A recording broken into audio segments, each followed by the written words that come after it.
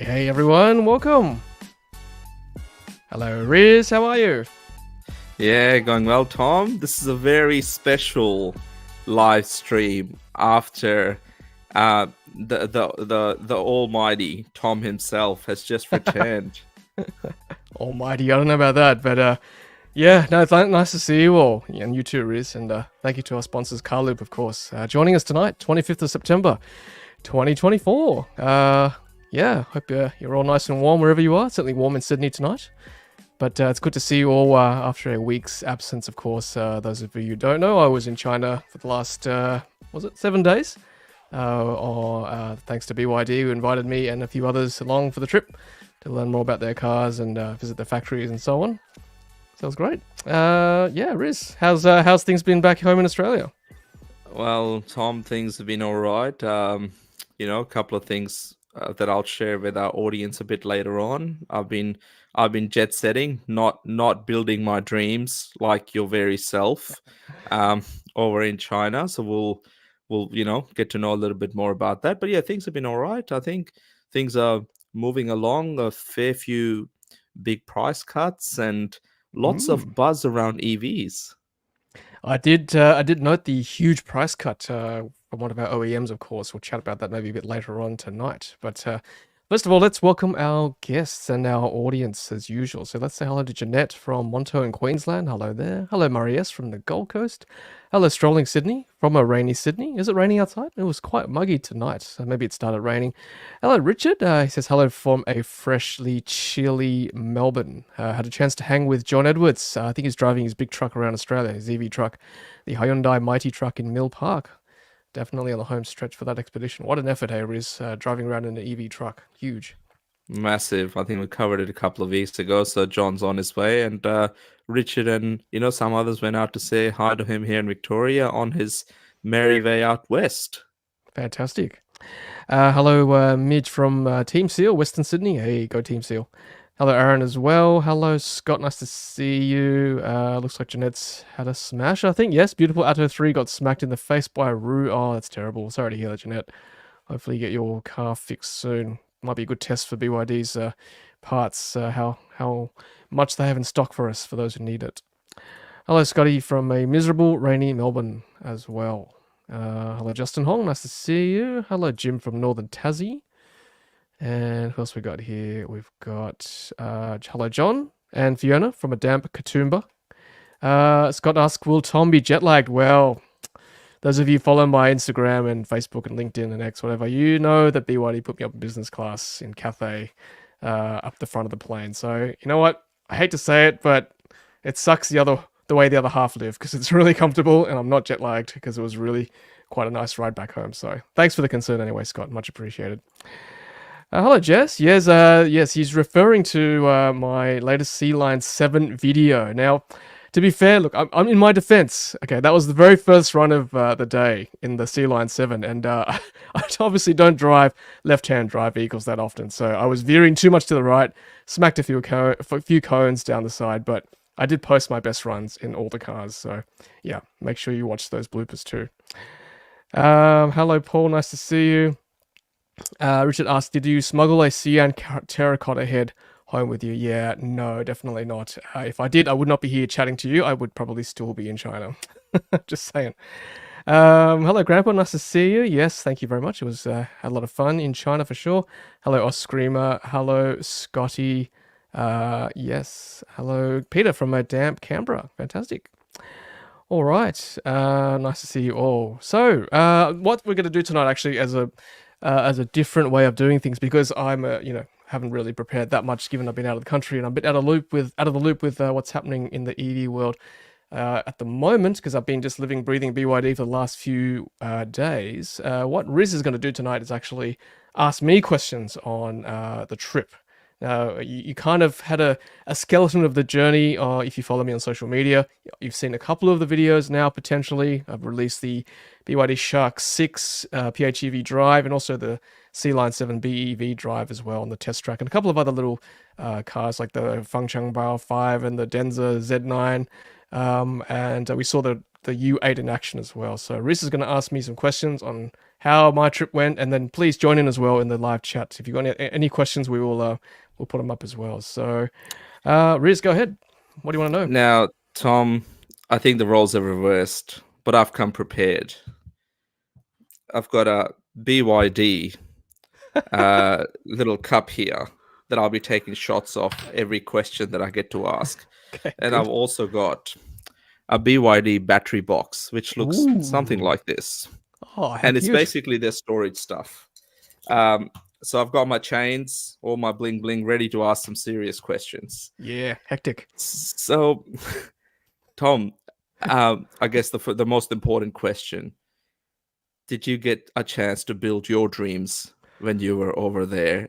And what was it like doing it again in, I think, what is it, June? So a couple of months time, you were Mm. back different parts of China. You got to travel a little bit more. Um, what did it feel like now that you'd been there earlier this year? Yes, so again, I must shout out to Zika for fly me and Riz in June this year, and because that was our, I mean, look, to be fair, that was my pretty much first time in modern times visiting China, and Riz's first time, of course, and that trip actually prepared me for this trip because I knew what to expect, from a content creation point of view, I knew what to capture, I knew what you guys wanted to see, so I knew which parts of the journey were pertinent and what I wanted to highlight. And I knew that I couldn't film in these factories, but I had my microphone ready to capture the audio for you guys. So I've got an audio tour coming up as well for the BYD Blade factory, and also the plant in Chongqing, sorry, in Xi'an. So those videos are coming up, and I also knew which parts of China you wanted to see in terms of like infrastructure, the culture, the food, of course, the buffet breakfast. Um, so yeah, that trip prepared me for sure. Not much obviously has changed between the two cities, but Riz, when we went to China, we were to Shanghai and Hangzhou, and I thought maybe they just brought us to the best of the best. But then again, I saw the other tier two cities like Chongqing, Shenzhen, and Riz. That I can honestly, they're just as good. Like they're just Yeah. as good infrastructure wise. Half of the cars are EVs again. That was no surprise to me. Streets are quiet, air quality was good, and very easy and safe to walk around. So yeah, uh, yeah, I think this time far more prepared as well. And yeah, it was really good, Riz. Thanks. Oh, that's awesome. And I guess what was sort of the group size that you were with? Was it a fairly large group, or was it did other people join in when you got there? Although it was a Australian, I guess, media type of a tour. Yeah, good question. So I left with a few others from Sydney, and then there were others joining me from Melbourne. I think there were the two, and Brisbane as well. And then a couple of people met us in China. I reckon if you call us clients, the media clients, were probably two genuine influencers, including former Miss Universe, by the way. Laura, I forgot her last name, starts with a V, but she was with us, and then Vince Lamb is a tech influencer, and then there were a couple of content creators like myself, and then the boys from Car Source. They were very entertaining. Yeah, I think Matt Brand, and Yeah. Jacob was there as well. Mark Rainford was reporting on behalf of Drive too. He joined us from China. He lives in China. And who else was there? A couple of journos. Toby Hagen he's a freelancer, former Fairfax, and then just speak from the Australian Financial Review. So shout out to all Mm. you guys. Had a great time with all of you. And then we had a contingent also from EV Direct, Eagers, and also the BYD local and also Australian teams. So in the end, it was quite a big group traveling around at times on a BYD electric bus. Riz. Hey. This was really, really plush, this thing. I don't know whether you saw the I pictures saw or not. I saw some photos. I Yeah. wasn't sure whether to call it a BYD or a Denza bus, and we'll touch on Denza a bit later on. Yeah. Um, I guess as you said, you're sort of prepared. You obviously had a BYD seal, for what is it, 9, 10 months now. Um, what what are sort of like, how have you seen the evolution? So when you got there, you got to see a little bit of the cars themselves. We'll start with the cars, and then we'll touch on some of the internals like batteries and the rest. But is there like a big generational gap between, let's say, Seal and the Sea Lion 7, as an example? Mm. No, I don't think so. Like From what I saw on the roads, like the pre E Platform 3 cars, yes, there's a huge leap up to the Seal Dolphin and Atto 3. Those cars, like they're used for taxis now, basically, and you can tell they're ex like previous generation BYDs, but like the step up from the Seal to the Sea Line 7, probably not so much. Like you can tell they fine tuned it. Things like sunshade for the Sea Line 7. The materials are still really good quality, like the Seal. So if you are used to the Seal, you'll be pretty happy with the Sea Line 7. The screen is built, I think it's built into the dash now, so that's an improvement on the Sea Line 7. And the software, which I don't know whether we'll get an update of the software here on our Seals and Dolphins and Attos, but the software I saw in the Sea Line 7 looked a bit more refined. Looked more like, the typical newer generation cars like the Zeekr, the Xpeng, even Tesla. Like they're all sort of menus to the left, and then it looks less Androidy like the Seal and the Attos and the Dolphin, right? It looks like purpose-built BYD now. So yeah, I'm pretty excited to see the Seal and Sea Line 7, and also obviously it's integrated now into the Shark 6 as well, which I got a chance to drive, of course. Good segue, because that's what I was going to ask. Australia being such a youth loving market, and there's two sides of the camp. There's those that are saying fully electric stuff can't come soon enough, and then there's others that are saying, well, anything that's cleaner than what we have today, the Rangers and the ever polluting Hiluxes, Mm. is sort of good to have. And obviously the Shark, we've covered it on the live streams a couple of times as it's launched over the last couple of months. What were your sort of impressions seeing it in person, and is it much different the way it looks and the way it feels compared to, let's say, Hiluxes and Rangers? Look, I'll be upfront and say I'm not a Ute guy. Okay, like so, what you see on the drive. I haven't driven many Utes in my life, but the ones that I have driven and sat in, like it's, as you know, Riz, they're not comfortable vehicles, right? Generally speaking, like they're built to carry, to tow, like they're work vehicles essentially, and just recreational vehicles occasionally. But this car, this Shark 6 I drove on these, look, I called it off-roading at the time because relatively I don't drive like those kind of roads, but obviously for those who go off-roading, this was just a controlled environment. But for the terrain that this Ute was on, it felt pretty comfy, the suspension was reasonable for the terrain it was on, despite the corrugations and the ridges and the troughs, and the turns in the mud. It's still reasonably soft at those points, and it felt just like a car. Like it just drove like a car. There was enough power in the powertrain, enough torque to get out of those tight spots. I felt pretty confident the whole time. I didn't feel like, oh my goodness, I'm gonna get stuck in the bottom of this ditch here. So I think Australia, from the comments and the feedback I heard around me from the other guys, other journos and other content creators, they were pretty happy with it. I think for a first sort of plug-in hybrid from BYD in this Shark 6. So from that point of view, I think Australia would be pretty happy. From, I guess, a plug-in versus an EV point of view, look, of course, we'd all love to see a battery electric vehicle Ute that can do 500-600 Ks, right, and still come in at a reasonable price. But I guess at the end of the day, if you look at the bigger picture, people who want this Ute, they want this for the range, right?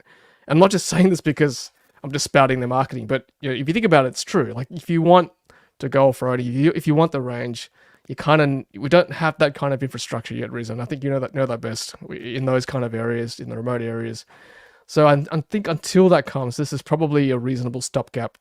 And hopefully BYD and other OEMs will bring out a battery electric vehicle Ute at hopefully in the next couple of years once our charging infrastructure catches up.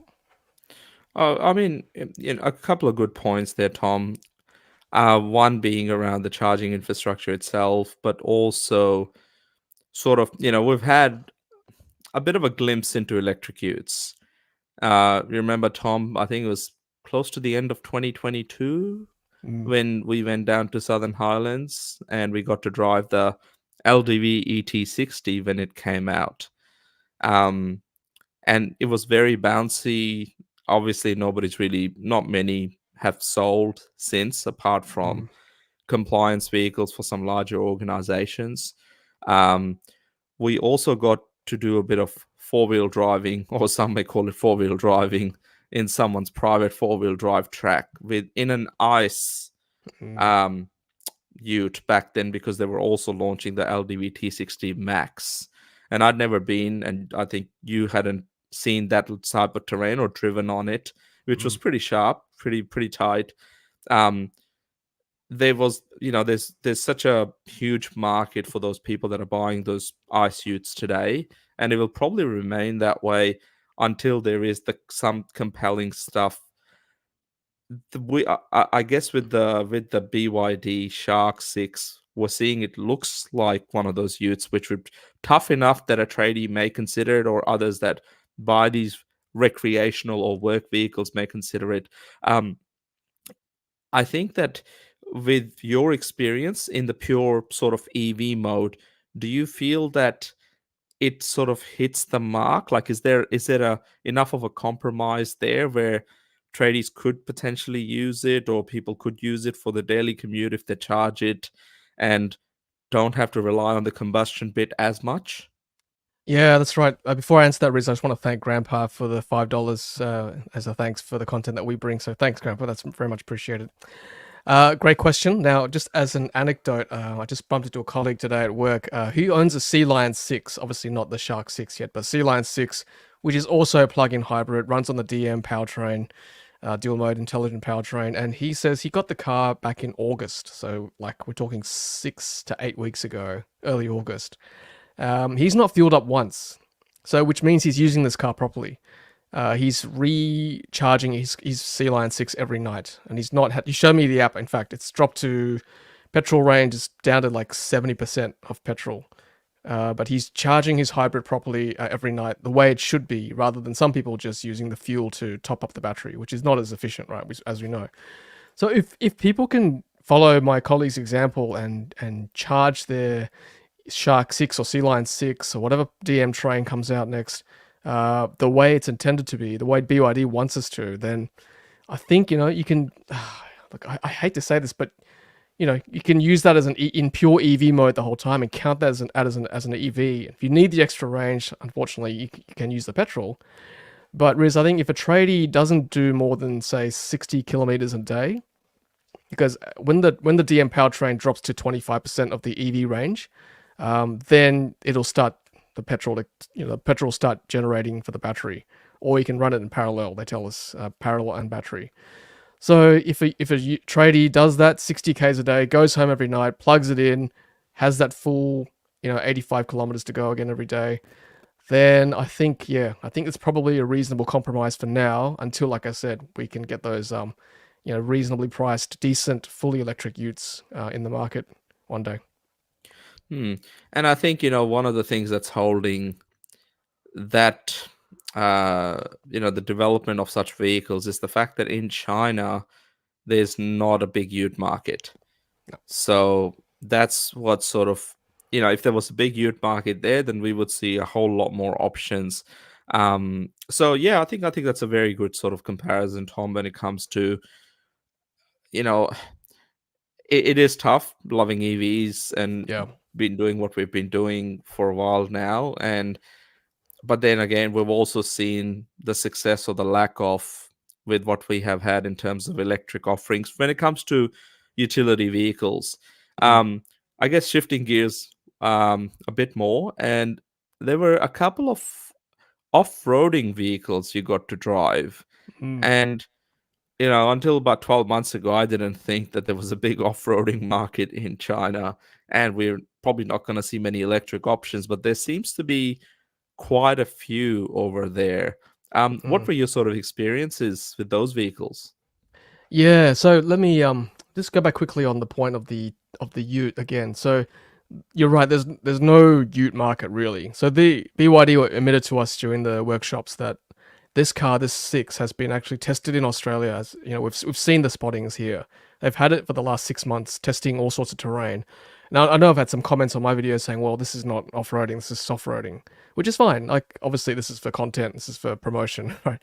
But they have done apparently those hardcore tests in Australia already, which is obviously top secret. Secret. I haven't got access to them, but when it does launch eventually, I'd love to be able to bring it out to like Fraser Island on the sand dunes or something, and really test that powertrain to show people, yes, it can be done, right? So, look, it does seem like as EV lovers to go backwards a little bit with PHEV, but in some ways, we can't be arrogant and we need to kind of meet where Australia is to help them with the journey, to help them realize plugins can work in this country.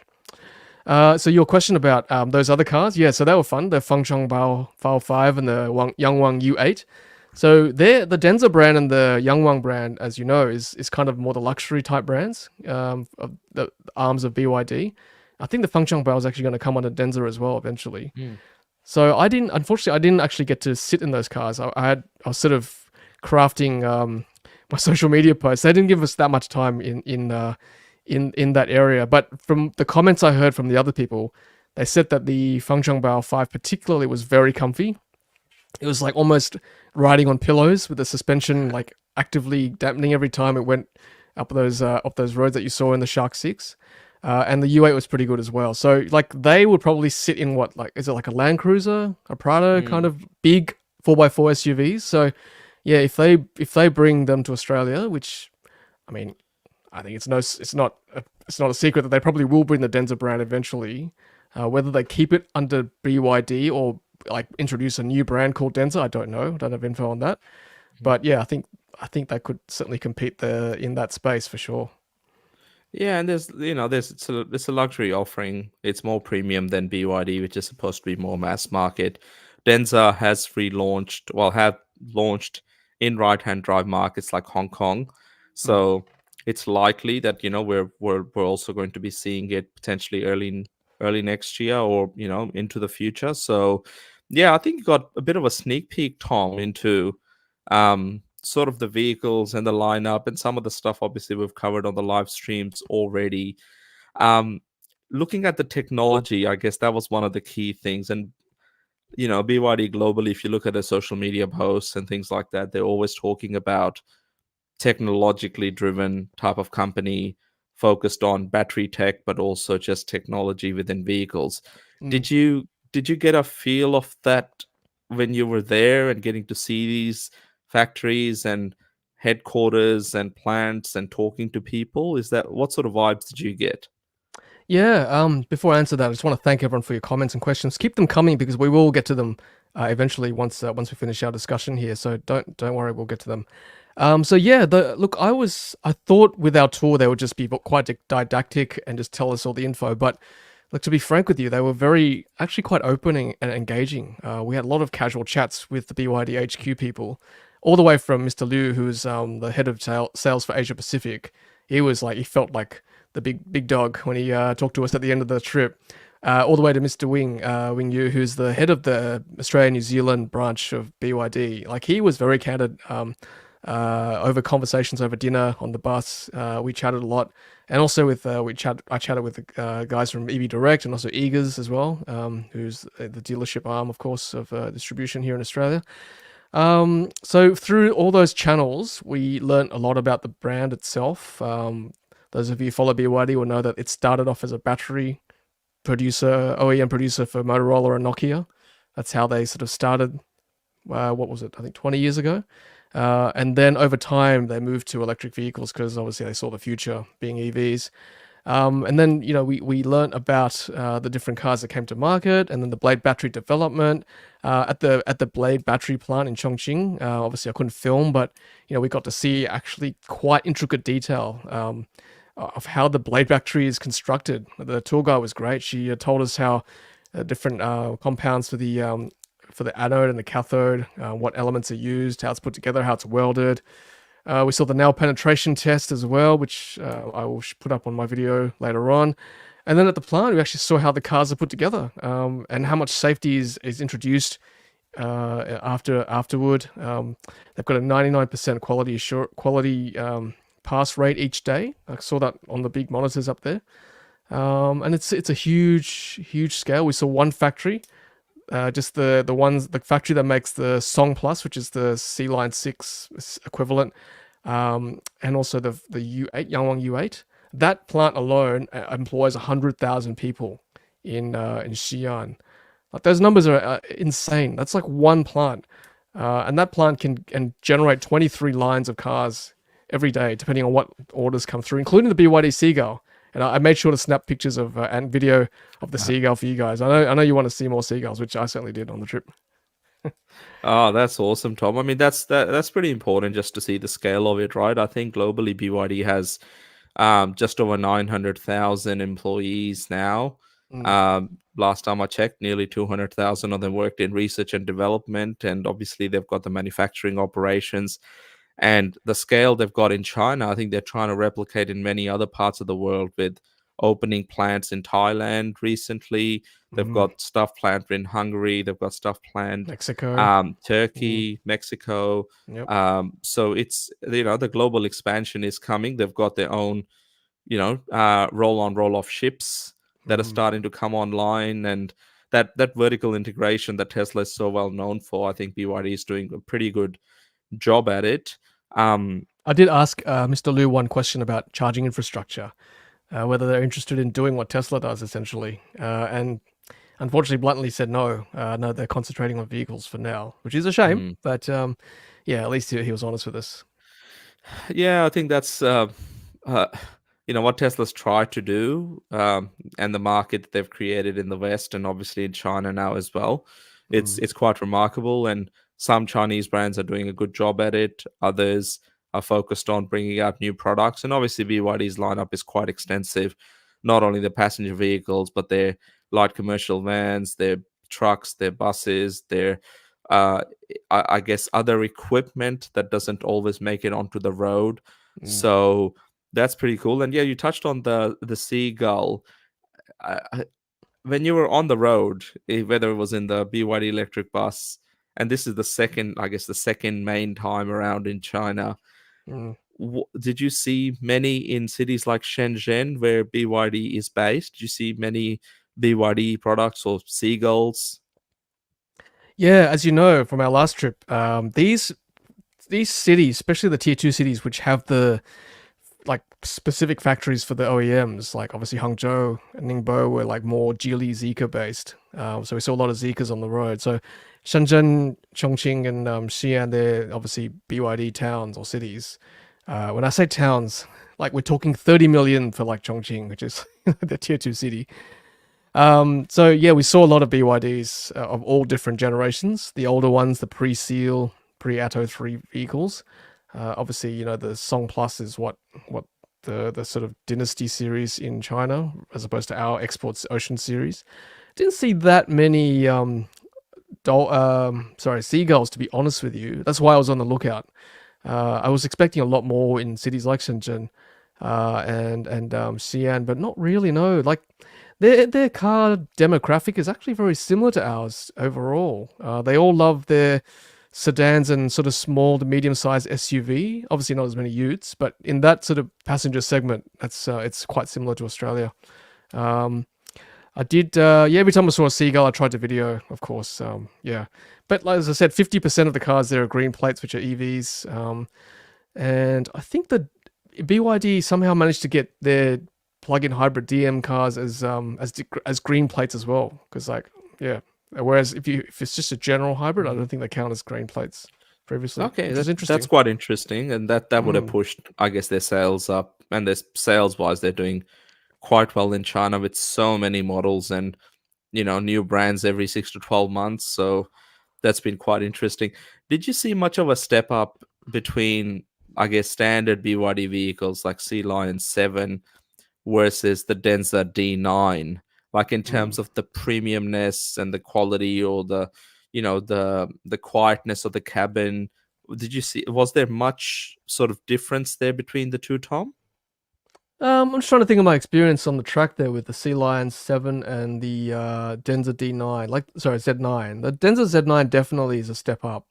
That feels, dare I say it, like I know they're trying to emulate the Porsche Taycan. I think they're pretty close. The build quality, the trim definitely looks very nice on the inside. Like we're talking full chrome leather trim. Screen looks good. It's got the tank turn as well, of course. A lot more chrome on the steering wheel. So, I mean, I didn't spend that much time with the cars, but from what I could tell, you could see they were trying to make this a more luxury kind of premium feel to it. I guess the question is, will they sell? Can they sell this car in Australia? Like, is someone going to fork out that much money for a Chinese luxury sports car? That was my question at the time. Yeah, I think that's one of the key questions around the Denza brand itself. Mm, Like outside of China, I know Yang Wang opened a pretty big showroom, a massive showroom in UAE, near Dubai. I guess there's a big market there, but in mm, terms of the Australian market and the demographics of it, it's yeah, whether people are happy to spend over 100 grand. I think people are still. I saw one of those Great Wall Motors. I think it's Tank 500 hybrid here mm, in Melbourne. It looks a bit like a Land Cruiser, but with a hybrid powertrain. Um, and I sat in it just to see what it was. It was at one of the expos I was speaking at last week. And mm, it's very premium and it looks very nice in terms of how plushy it is. And then I was expecting as I walked out for it to be over 100 grand, but they were saying it mm. was 72 grand drive away. Oh, And okay. I was, that's surprising. The level of luxury and stuff of what you can get for 70, 80 grand nowadays. Yeah, A Toyota or a Lexus equivalent is 150, 160 grand. yeah, So I guess there is a market for that, whether they can replicate what Lexus or Genesis or some of these other brands have done in a more cleaner electric sort of offering. that's true. Yep. Time will tell. Yeah. Let's take a quick break, Riz. Let's go through some of these questions. Thanks everyone for commenting and stuff. Let's go through them now because I want to read them myself. So what do we got here? Okay, so Aaron says he saw an Xpeng G6 in the flesh at a charger in Chatswood. Okay, great. Probably out for testing. They do look very good in person. Now, this would be a good vid, I reckon, Riz, eventually. The Xpeng G6 versus the Sea Lion 7. Like, I think they're both really Awesome. compelling purchases. So hopefully we'll do that later on down the track. Famius says, thanks very much for making the choice to purchase the Seal. Yep, excellent. Congratulations.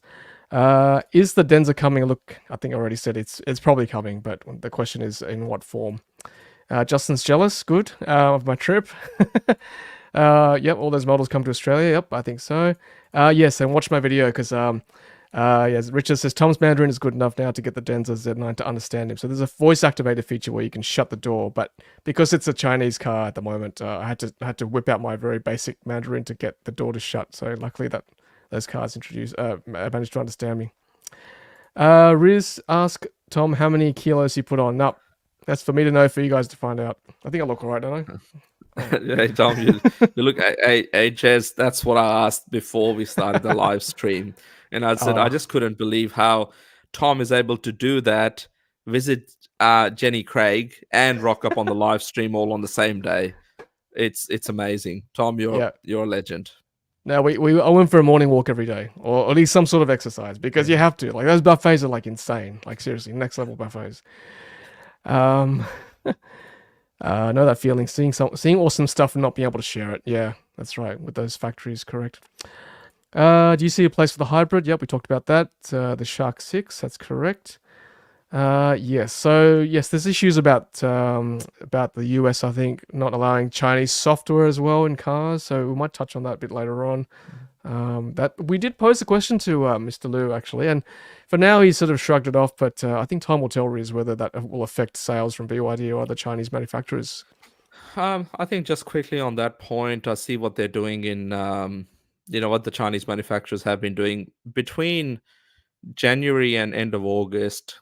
China has exported 4 million vehicles, Mm, and about 19% of them have ended up in Russia, right, and other markets as well. UAE is another big market, South America, Mexico, they're booming. Um, so I don't think there's a shortage of markets, and I believe BYD themselves is in over 80 countries already. right. So Okay. what the opportunity is, I think, because their product spectrum is anything from I guess, a Seagull all the way up to a Yangwang U8 and U9. Um, they're pretty comfortable in where they can sell and what product they can ship and all of this sort of stuff. So yeah, the US is a good goal to have, and as we learned with Canada and their tariffs, and now US sort of stepping that up, closing the Mexican loophole, ensuring no software gets in, no chip that can Mm, potentially transmit some sort of signal is allowed. Um, we'll see how far this goes. But one thing's for sure, it's only stopping innovation, apart from Tesla and maybe, potentially the likes of your Rivians and maybe Lucids to a certain degree. Mm. Nobody really is innovating over there. And Yeah, it's good this call. this is just only stopping that from happening. So yeah, we'll continue. Yeah, exactly. We'll keep monitoring the situation, but look, the US are blocking Chinese cars anyway, so I mean, there's no difference. You're blocking the cars and the software at the same time. You're not going to get anything in the US. Yeah, Xpeng and True EV still no pricing. September's almost over. I think they promised September for pricing. We'll find out, I guess, in coming months. It shouldn't be too far away, I would have thought. I've read somewhere today that someone had a chance to ring them and they reckon 1 to 2 weeks. It might be early October, but let's hope it is September because Mm. that's what they've said. There's been a few people that have placed an order on it, and it is a quality car. Yeah, that's right. As I said, I think between that and the Sea Lion 7, it's going to be a really tough choice between the two. Yeah, watch my videos for the Sea Lion 7. Me going around the track and then hitting some cones at the end of the video. So watch all the way to the end. Leap Motor offering 12 months free charging with all C10s, ordered before Oh March yes. 2025. So Mm. just on that one, Leap Motor, I mean Stellantis. I don't know how they're moving as fast as they're moving Mm. because they've released the early preview of that car. Some journalists were able to make it. I wasn't invited, and Tom was in China building his dreams. So Stellantis, Leap Motor, if you're watching, please show us some love. We need to see this car. We had Tom has shared it on his X and other social media channels previously when it was spotted in Melbourne. So yeah, so that's pricing hasn't been confirmed. Some people that I have spoken to in the industry say it will come under $50,000, Wow. which is a pretty well kitted car for that much. And yeah, if you place an order, and take delivery before March, before March, then you'll receive your 12 month of ChargeFox Okay. charging for free. I did see a few C11s from the back of the Yes. bus in China too. Yeah, Hal, good point about PHEV being a false economy and spewing out emissions. Look, like I said, my colleague hasn't pumped in 8 weeks, so if you can use a PHEV like an EV and not revert to petrol as much, then I think there's possibly some benefit to that. I I think one thing is that the batteries are larger in BYD plug-in hybrid vehicles. I think the Sea Lion 6 is about 18 kilowatt hours, and I believe the Shark 6 is about 29 or 30 kilowatt hour. Correct. So there is a little bit more range there if used properly. And I guess the best way to see what you can do is when someone like Tom can get a hand of one and see how far you can actually travel and do the motorway testing and do all of these other things. Does it fit an average person's daily commute? Um, but at the same time, I think there's, the good thing that I find with BYD anyway, you've got the Sea Lion 6, which came out, last 2 3 months ago now. Mm, Sea Lion 7, I'd be surprised if it's not here by sort of Q1 next year, which is yep. only 3 to 6 months away.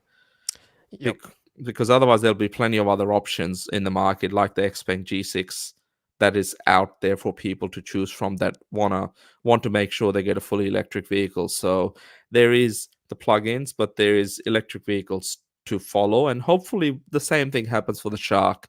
You get the plug-in hybrid, and in 12 to 18 months time you see a fully electric vehicle that's Mm. based on the same sort of using blade batteries and the rest, from all the lessons and customer feedback BYD receives from those early FEV customers. Yeah, so I think it's no secret that the Sea Line 7 is pretty much all but confirmed for Australia. I think Q1's probably a good guess, and that's kind of what the vibe I got as well from my trip. Hopefully we'll see a Shark 7 in the same vein as well. Oscar says Maxis E-Terran full BEV announced, only 450 k's of range. Okay, we'll have a look at that down the line. Let's keep going. Yep. So Dobbing says, just returned from a 2-week trip to China. Saw so many EVs. Got to see the 001. Yes, I saw a few of those on the road as well. It is a beautiful car, that Zeekr 001, got to say.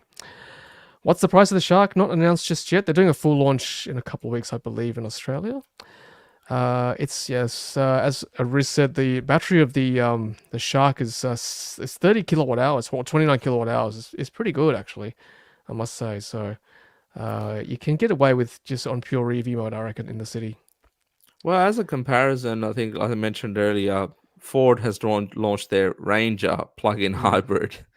This thing has like a 40 or 45-kilometer range, and I don't know what Ford's been doing developing this and how much testing and millions of dollars have been spent on it to come up with something that is not really a compromise. Like it's mm. it'd be interesting to see the comparison between the two. Um, but yeah, I think the important thing is there's a level of progress in that youth market. And as others have said, Maxis, which is LDV, they have unveiled their fully electric, basically the next version of their ET60 um, at a at a show in Germany. So hopefully we'll get to see more of that, and any competition means there's more innovation, so we are well placed for these electric, hopefully utes and light trucks to come into our market in the next 12 months or so. I also posed the question to Mr. Liu about, is BYD, is this the stepping stone to full electrification? Are these fabs all stepping stones? He said no, he's going to develop them in parallel, both electric and also PHEV powertrain for those who want that extra range, I guess. So yeah, as as a BEV fan, I'm glad they're doing this. At least they're still developing BEVs, and it's not just a bait and switch, which is good. Looking after us BEV fans. Let's keep going. Thanks for joining us, guys. Thanks for all your comments. That's great. Let's go. So Scotty only doing 130 Ks a day in the iLoad van. I could work out of a ute. Depends on the price. Yep. Yeah, I think you'd find the utes far more efficient for financial reasons as well. No pricing yet, guys. Do BYD make delivery vans? I don't think just yet. I didn't see any in A the trips I did. bit of an update on that one. At that same show where the Maxis was shown, BYD revealed, I think they call it the E Valley, E-VALI, Hmm. and that is their first attempt at a pretty modern looking electric delivery van. And they were showing a couple of other uh, things at that show as well. Mm. So like a big tug machine that's fully electric and a whole lot of other things. So anyone that's interested, check it out. I think it's called IAA. If you look it up, IAA Transport on Google or YouTube, you'll be able to see a few videos from there. So BYD, I think, is wanting to use some of their bus know-how to build these electric vans and light trucks in the future as well. Mm. Paul says, leave your chips out. You'll see plenty of seagulls. Yes. Apparently, seagulls are quite sought after, just the birds themselves in China, whereas in Australia, we can't stand them, right? But apparently, they love their Yeah, seagulls we there. do. It's a good thing. All-wheel drive Atto 3. Yeah, that would be good, Mm. actually. Yeah, of course, the MG4s have discounted. I think everyone was talking about that on the bus during the trip, down to 30 grand drive away, I think it is, Mm. wasn't it? Yeah, that's pretty good. 39.90. Yeah. Mm. Um, let's keep going. What have we got here? Um, yep. So we don't know yet, unfortunately, with the expected release date in Australia. Hopefully, early 2024. Is Rivian coming to China anytime? I don't know. Don't have any info on that. Mm. Um, what have we got here? Zeekr X. Yes, that's confirmed as well. Apparently, during our launch that we went to, Riz and I in Sydney, Zeekr 7X. Early next, well, hopefully first half of next year. Speaking Mm. of which, I think Zika X launch is supposed to be official launch is supposed to be at South by Southwest Oh in yes. Sydney, which should be, I think, middle of October. That should be fun. I wouldn't mind driving that on the rooftop of the ICC. That's good. Let's keep going. Thanks for your comments, guys. So here we go. Your house says interesting LFP degradation test done by Bjorn Nyland. 2022 Model 3 SR 60,000 Ks on the clock. Shows similar figures as NMC. Okay. He was very surprised. You would think LFP would lose less, right? Given the rhetoric they give Hmm. us. Now, I posed a question to Mr. Liu about LFP. Actually, I asked whether BYD is researching other chemistries, given that companies like Zeekr putting in fast golden battery in their vehicles that can charge faster. So I expected the usual. Oh no, we pride ourselves on BYD Blade, but apparently they're also researching other chemistries too. So that's interesting times ahead for BYD. See whether they can compete with the charging speeds. Big R&D team they've got. I mean, Huge. that's an interesting point, Tom. We know that, let's say BYD launched into the Australian market with the Atto 3 that had a advertised DC charging speed of 80 kilowatts, but people were getting 88 kilowatts. Then came the Seal, which I think can charge up to 150 kilowatts.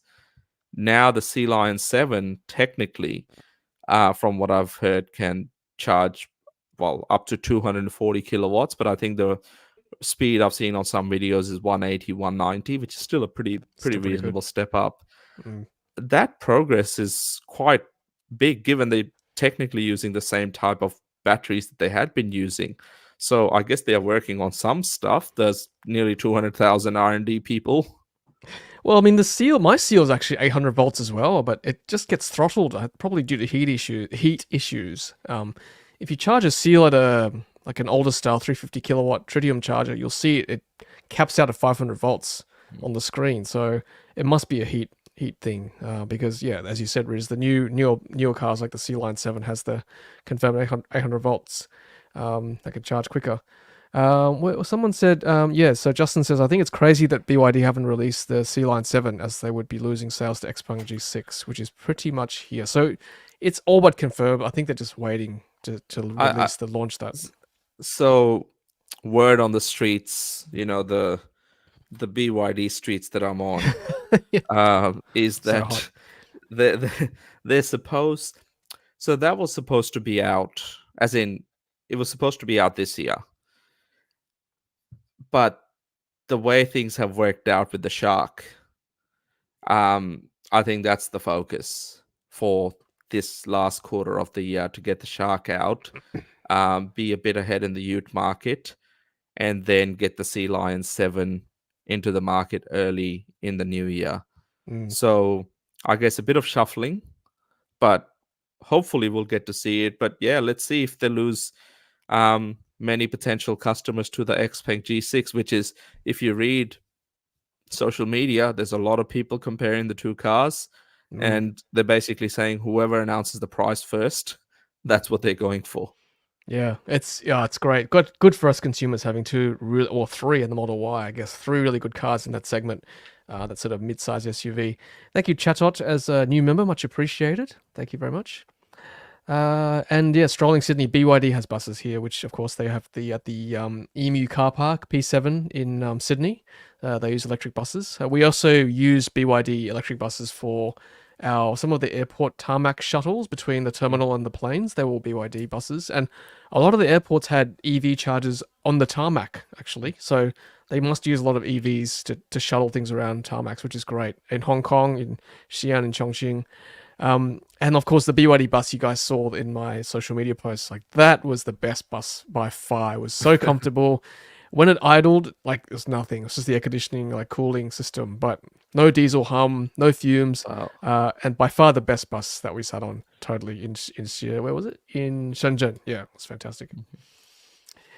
And look, Riz, just back on the point of obviously both of us are EV fans. A lot of you watching are EV fans as well. We're talking BEV fans, but at the end of the day, the shark video I posted has attracted a phenomenal amount of interest. The views have gone up, and it's a way to get people in as well. We talk about this gateway drug, analogy for plug-in hybrids. It's a way for people to see that yes, you can plug in every night and it works, and they think maybe I should get one with bigger range, then I can save even more money and carry less fuel around. So I think this is a good stepping stone, at least to enter the EV scene. I've Yeah. seen a couple of videos actually of people that have owned the Sea Lion 6 for 4 to 6 weeks now, Mm. and they're basically, it's their own car. They're talking about it, and they're really trying to use the full EV mode. And they're basically saying, if I had, I wanted to get a full EV, but I just didn't have one in that class at the price point that I could afford it at, Mm, and that my next car will be a fully electric car. I think there is some merit in that itself. That if it convinces people that, hey, I can go full EV, I can charge it at home, and all of those other things, then yeah, it's just people need to be shown how to and educated at the time they pick up these vehicles on how to properly use them. Otherwise, we'll end up like we have in Europe, where there's a lot of plug-in hybrids sold, and most of them are not using the same technology that BYD is, mm. when the emissions are much higher than a normal petrol or diesel vehicle of the same size. Yeah, that's correct. And I've actually got a very good run through I did with one of the BYD engineers coming up on the channel. We did a very deep dive on how the DM powertrain works and how EV only can work, and what happens when you get down to that threshold. What happens with parallel or in series? Which motor is driven by electric or the fuel or petrol. So stay tuned for that. I've got that coming up later on in the channel. Now, Peter Cook makes a good point. BYD will be first to market with sodium-ion batteries. That was asked as well in the high-powered meeting, and they kind of sort of buried it a little bit and said, "Well, we're still sort of developing it, and will be released once it becomes viable to market." So I'm not sure if it's being used just yet at this stage. No, I did not get a chance to look at the updated 2025 Seal, unfortunately, nor did I have a look at the Seal 6 GT Riz. So Oh, unfortunately, not. that's okay. They must have been hiding it for your next trip, Tom. So yeah, that's cool. I, I think a lot of the commentary, around this, uh, the fact that Sea Lion 7 has been pushed back in some ways, whether it has or not, they didn't really confirm that it was coming out this year. So Mm, it's being tested. We're seeing photos of it every couple of weeks popping up. So it's not far, but in the meantime, there's so many more compelling EVs coming. And the good thing is consumers have choice, and yep. it will also drive prices like the ones we have seen from MG. Mm, 31 grand for that car. It's cheaper than any hybrid that, similarly sized hybrid. And it's a good fun car. yep. Um, Exactly. and we shouldn't forget in all of this is that Tesla is supposed to be doing something. In a couple of weeks' time, we'll find out Oh about their yes, Cybercab, yes, and that's right. whether there is this Model 2 or whatever it's going to be called that's built on the Model 3 and Model Y production lines. So I Mm, don't think Tesla is sitting around doing not much.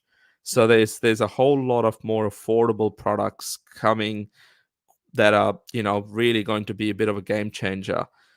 Also, Xpeng in China has launched another brand called Mona, mm, and for about, I think, 26,000 Australian dollars, it's a sedan that's capable of, performing self-driving and other things. So it's pretty tech-focused type of a vehicle, fully electric. And if that's what's starting to come out of China, um, I think it's only 12 to 18 months where we may potentially see cars under 30,000, 32,000 Australian dollars that are, have nearly Tesla-like technology. So yeah, it's quite good for Australia. Um, but just one point on all of this is there's a mm, lot of discussion around Chinese vehicles we touched on earlier, that US is looking at blocking a whole lot of things. And I saw an article, and I didn't click on it today, but it's on ABC, around if US is doing it, should we be doing the same thing? I saw that. I'm thinking, let's Mm, not even start that sort of conversation in this country, no. because we have no other auto industry, and Mm. we need to clean our roads and transport system. Yeah, someone made a good point on the media trip. In that, sure, you can block Chinese cars, but at the end of the day, that demand for vehicles still needs to be filled by someone. Who's going to fill that void? Like, we still need cars to market. How many cars there is? A million cars per year or Yeah. something, right? Yep. Yeah.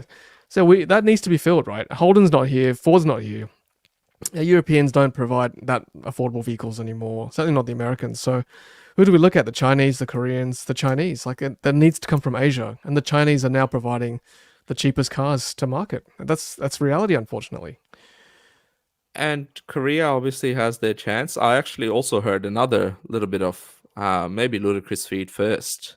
Mm, Kia EV5 potentially mm, coming. Finally, is going to be launched next month, from what I heard. okay.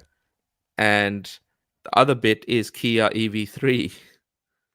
There's already one in the country, Oh, okay. and potentially Q1 launch in Australia. Wow. It's a busy next 6 months, Riz. You got to get those runners on and find them for That's us, it. or release our spy network Yeah, to get that's right. those pictures out Doodle. for us. Great question from Richard. Any idea how these new Chinese 800 volt vehicles charge on 400 volt chargers like Tesla? Well, we know the EGMP cars, they get throttled down to about 90 kilowatts, even at a very low state of charge. So I suspect it'll be the same for these 800 volt vehicles. So if there was some way for them to, I don't know, to switch to 400 volt in the software momentarily while using a 400 volt charger, that'd be great, but I don't know for the time being. But good question, Richard. We'll do that real world testing for sure. Let's keep going. Thanks for the questions and comments, guys. Much appreciated. Good comment from Sate. I'm not usually a fan of FEVs, but actually, I should say PHEV. Some of the people started saying FEV on the trip. I cringe a bit when I say FEV. PHEV. I just think BYD PHEV is a very good compromise and far superior than any hybrid system out there. Thumbs up for me, and don't mind looking at the shark. And they were very, very clear, and they kept saying to us it's an EV first platform with the petrol backup. So I like that philosophy. EV first for the DMI or DMO platform. Next version of Atto 3 2026 also released apparently, Riz. Okay, I must have missed that. Oh, Interesting. hey, yeah, we gotta look for that because yeah, the current Atto 3 is what is it now? Just over 2 years. August 2022 were the first deliveries. Mm. August, September. So 2 years. Are you talking about no? But there is a 2024 build, isn't there? I reviewed that Oh yeah, recently. yeah. I Yeah. meant like the first generation that we've had. There Oh, I is a see. 2024 build, but in Yeah. Australia we've had them for just over 2 years now. Mm. So 2026, hopefully coming in 18 months or so, a new version. Yep. Yep. Good point. Uh, Now here's a good question. Can you poll these three? I might do that next week when we've maybe started the stream. We're already getting almost to the end of the night, but that's good. Good between Xpeng G6 Seekers 7X and C Line 7. What a great lineup of cars to choose from. Tough I choice. have seen some really interesting reviews coming out of China of the Zeekr 7X. For anyone that's interested, a good, I guess he will be a good friend of the show. Tom, you got a chance to meet Mark Rainford Ah, again yes. this time around. He's a awesome guy. Inside China Auto, look up his channel, and he's just done a review on the Zeekr 7X, as well as Elliot, our good friend of the show, has also done one as Mm. well. They all show the car slightly differently, but that 7X is looking like something else. Fantastic car. Yeah, Mark's a great guy. Very knowledgeable. He's basically a walking encyclopedia, like Riz, of cars. So when the two of them chat together, it's like, wow, you learn a lot from the two of them. So check out that stream. Yeah, Sensei, good question. Which city country is the next 5 day trip to? Well, don't know. I guess we'll find out. Chances are it's probably going to be in Asia somewhere, given that's where the innovation's coming out of. We shall see. Hey. Yeah, Peter, great point. BEVs would be easier to sell if our charging network wasn't so woeful. Like, I agree with you. It's embarrassing sometimes, some of the chargers out there. So you can see why people don't want to buy an EV because of the charging infrastructure. Thanks, Sim, for joining as a member. Much appreciated. Thank you. Let's keep going with the chat. Riz, you got any more questions for me towards the end of the stream that you want to wrap up with? Yeah, I guess. Did you get much of an insight into which direction is BYD really heading, particularly for Australia?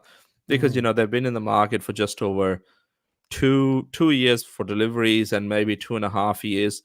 Their journey hasn't been too smooth in Australia. We learned quite a lot about the servicing stuff, the type of tires being used on the Atto 3, the charging at Tesla superchargers, a whole lot of other challenges that they've had.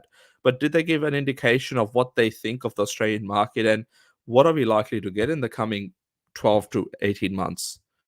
Yeah, good question. So yeah, again, I learned a lot from the casual chats as well as the high-powered meeting at the end of the trip. Their mission for Australia is quite promising. You know, BYD is like number one seller of EVs in China, and obviously, other than Tesla, is in Australia as well. And they've got massive ambitions. They want to basically fill every segment of the market, not just Utes and SUVs.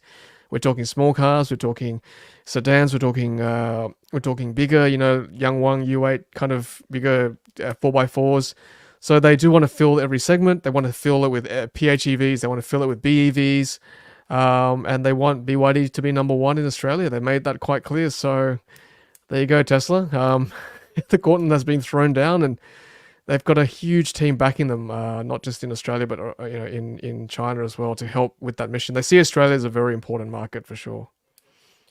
Well, yeah, and that's important, right? Because now that we've had Smart launching the #5 and doing a global unveil in our country, I would Mm. like to think that, potentially there is global unveils of BYD and other electric products in the next 2 to 3 years. I think this is Australia is becoming a very important market. And with Mm. all these brands, we're going to be very busy, Tom, test driving all these cars and, you know, hopefully a couple more of these sort of amazing tours that you've sort of been involved with, particularly with BYD this time around, because the technology and the way things are done and the way things are manufactured, I think very few people um, can even get their heads around it. It's Yeah. phenomenal, and I think to come up with the design of a vehicle all the way to getting it landed and having a successful launch and having a sort of good sales and good customers satisfaction at the end of it, it's very hard to do and very few companies can do it right. So it's, yeah, good, awesome work, Tom. Thank you so much for bringing all that stuff over from China to here in Australia. Oh, pleasure, Riz. Thanks for all the questions, and thanks everyone for all the questions and comments too. I just want to say, like, between the trip to Zika with Zika in June, I mean, we got a taste of China, and they were very hospitable, of course. Great to be with them. But just looking at the numbers between Geely and BYD, BYD's got a huge market share, and being a guest of BYD, it's just mind blowing. Like the Zika's footprint is a patch on what BYD showed us at their campus in Shenzhen. It felt like entering BY Disneyland. It was phenomenal. It was the exhibition hall, the skid pan to the front where you could zoom the cars around, the campus itself. It was like a little village. It's like Silicon Valley essentially, and BYD is a large part of Shenzhen from that point of view. And Incredible. Shenzhen is known as the Silicon Valley of the Mm, East. yep. So a lot of tech companies are based out of there, and obviously BYD doing what they're doing as well. So, yeah, awesome stuff, Tom. And yeah, for our viewers and listeners, it's been quite insightful to learn, explore some of these new technologies, and also just so fresh, Tom. You just come back and you've shared it all with us. So look forward to all of the amazing videos that follow off the back of this trip. Yeah, there'll be more to come. Don't worry, guys. And all those vlogs, I also try to show the cultural experience as well and the food. I feel like that's important, not just going there, reviewing the cars, and then getting out of there. Like, you have to, the hospitality, the food, the culture, the tourist sites, they're all part of what makes China and why you're buying a Chinese car. Like when you buy a Korean car, Japanese car, like you're buying into the culture as well. An American car, you're buying into the culture. Why do you buy a Mustang? Because of the history, because of the coastal road trips. That you have to understand why you're buying a Chinese car and what drives it. So I think that's important for me anyway, personally.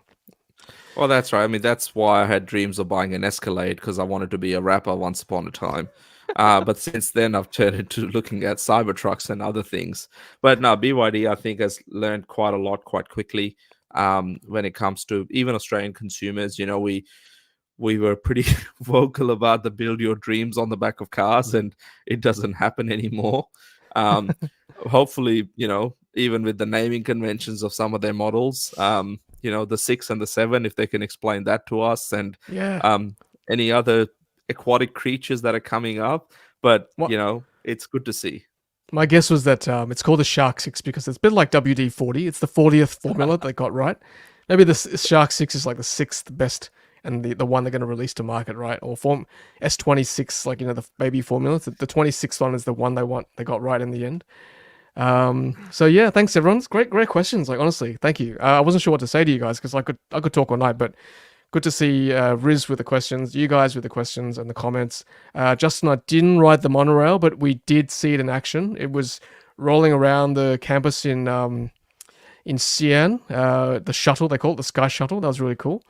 And just a comment here about, where was it? Do you think BYD will buy our EV Direct? Look, I think, we've all had experiences with the distributor here, whether they be good or bad. Certainly efficiencies could be streamlined. I don't know what that looks like in 6 months' time, but yeah, I agree. As a customer as well, it'd be great to see sort of more efficiencies built in to the customer experience and buyer experience too. So I don't know. I don't know. I don't know. I'm just speculating. I'm just putting it out there, but I guess we'll find out. Like, we'll just monitor the situation as time goes on. But look, I want to thank EV Direct, BYD AU, Eagers for hosting us on this trip. It was fantastic. Okay, so thanks everyone. That's great. We might wrap it up there. And next week I'll be away as well on school holidays, but I should be back the week after. So again, another week's break. But it is school holidays in New South Wales. And then, Riz, can you believe it or not, we're basically winding down till the end of the year. It's already October when we meet again. It's nuts. It's gone so fast. I just, yeah, and it's only, funnily enough, Tom, you know how things wind down, but in this space, in this amazing electric vehicle world we live in, things are ramping up in a big way. We've touched on a whole lot of models today, the G6, the Leap motor. There's so much more. The Zeekr X, the Zeekr 009. I can't wait to get that car on the road. Just so much happening, and yeah, we're going to be very, very busy, and can't wait to bring all this stuff to our viewers and listeners. I know we need to consolidate. We say this every week, but we need to find a better strategy with all these cars coming to bring the content to you. I think. Actually, for those that have stuck around this late in the live stream or show, a bit of a sneak peek. I got a chance to test drive the new Polestar 3. Oh, of course, in yes. Tasmania last week, and I have to say, for a car that weighs 2.6 ton, this thing drove like a sports car. Nice. I don't know how they've done it. It's like that eye-opening moment, Tom, that we had on the track in Ningbo with the Zeekr 009, and how large the vehicle is, but the way it drives, it's like you can't feel the mass. You can't, and the Polestar have done an amazing job with that car.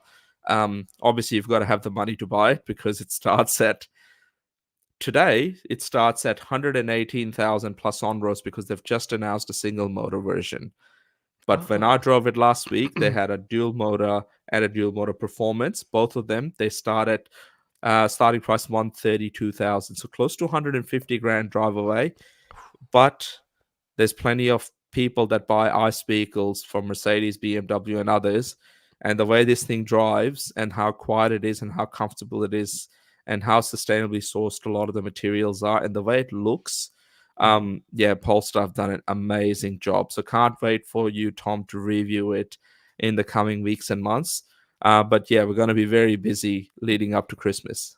Fantastic, Riz. Yeah, good summary. I've actually got a test drive booked tomorrow as a consumer. So tomorrow, heading to Polestar Tarman again to sit there and experience that car, and hopefully get the same joy that you just told us about. I don't know whether I'll be able to zip around Sydney in that kind of speed, but we'll see. I wouldn't mind a comfortable ride nonetheless through Pacific Highway and so on. Can't wait to see a video, Tom. Cool. Thanks, Riz. Thanks, everyone. Great chat as always. Got any more questions? Leave them in the comments. Otherwise, thanks for watching us on replay and also listening to us on audio podcast. Like I said, I'll be back in 2 weeks with Riz. Until next time, watch the videos, listen to Riz's podcast as well, and follow us on social media. Otherwise, thanks so much. Until next time, happy charging, everyone. Take care.